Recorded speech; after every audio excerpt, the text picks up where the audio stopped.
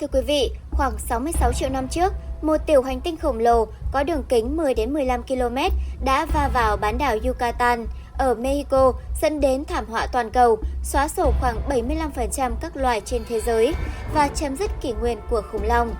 Vụ va chạm này đã tạo ra hố Chicxulub rộng khoảng 180 km và sâu 20 km. Đây là sự kiện quan trọng trong lịch sử trái đất, đánh dấu sự kết thúc của kỷ phấn trắng.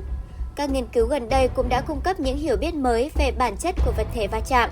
Theo đó, tiểu hành tinh gây ra sự tuyệt chủng hàng loạt này được xác định là một tiểu hành tinh carbon loại C có nguồn gốc từ hệ mặt trời bên ngoài sao Mộc. Nghiên cứu được công bố trên tạp chí Science vào ngày 15 tháng 8 cho biết, phát hiện này được xác định dựa trên phân tích thành phần của các mảnh vỡ từ vụ va chạm. Lớp đất sét lắng đọng trên bề mặt giàu các kim loại như iridy, rutheni, osmi, rhodi, bạch kim và palladi đều là những kim loại hiếm trên trái đất nhưng phổ biến trong các tiểu hành tinh. Với kết quả này, các nhà nghiên cứu đã có thể loại trừ giả thiết khác về vật thể va chạm, có thể là sao chổi hay do hoạt động của núi lửa.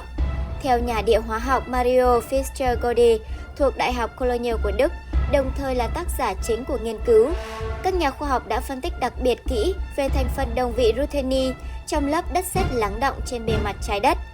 Các nhà khoa học giải thích rằng, đồng vị là các nguyên tử của cùng một nguyên tố có khối lượng khác nhau do số lượng các hạt neutron khác nhau.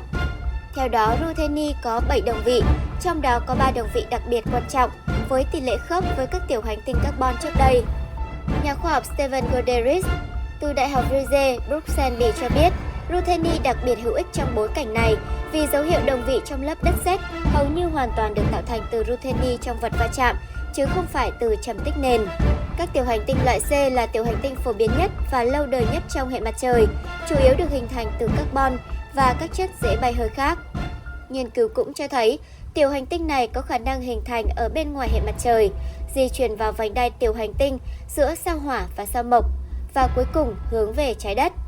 Các nhà khoa học đánh giá đây là một vụ va chạm hiếm hoi do các tác động của tiểu hành tinh khác trong 470 triệu năm qua, chủ yếu liên quan đến tiểu hành tinh loại S được tìm thấy ở gần mặt trời hơn. Tác động từ vụ va chạm của tiểu hành tinh C đã khiến cho 75% loài sinh vật trên trái đất diệt vong, trong đó có khủng long, tạo tiền đề cho sự trỗi dậy của động vật có vú, và cuối cùng là sự phát triển của con người. Đồng thời, nhấn mạnh cách các sự kiện vũ trụ quan trọng có thể thay đổi đáng kể quá trình các loài sinh sống trên trái đất. Theo số liệu ước tính mới nhất của NASA về tiểu hành tinh, tính đến cuối tháng 8 năm 2023, có 32.000 tiểu hành tinh gần trái đất đã được biết đến. Trong số này có 10.000 tiểu hành tinh có đường kính 140 m.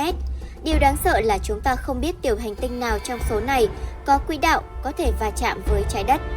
Ngoài ra có khoảng 50 tiểu hành tinh đường kính 1 km đang trôi nổi trong không gian. Đây chính là lỗ hổng kiến thức mà NASA lo sợ nhất.